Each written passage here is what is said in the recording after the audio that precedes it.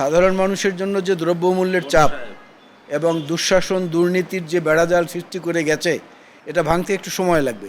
সেই সময়টা কিন্তু আমরা অন্তর্বর্তী সরকারকে দিয়েছি এবং আমরা বলছিও যে আমরা একটা যৌক্তিক সময় পর্যন্ত এই সরকারকে সব রকমের সহযোগিতা করব। রাষ্ট্র মেরামতের রূপরেখায় আমরাই প্রথম 31 দফা দিয়েছি বিএনপির পক্ষ থেকে। এখন এই সরকারও রাষ্ট্র সংস্কারের কথা বলছে।